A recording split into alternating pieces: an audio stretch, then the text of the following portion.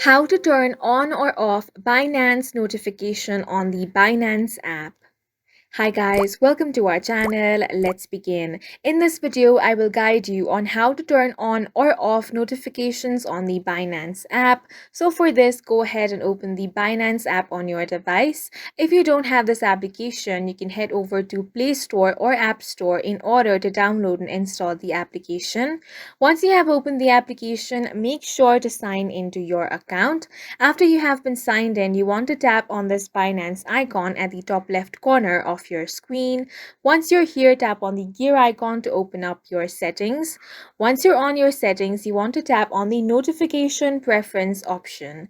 Here you have different options such as notification language, marketing updates, and you also have the app push settings. Here you want to tap on the option of device permission. Once you tap on this option, it's going to take you to your app settings.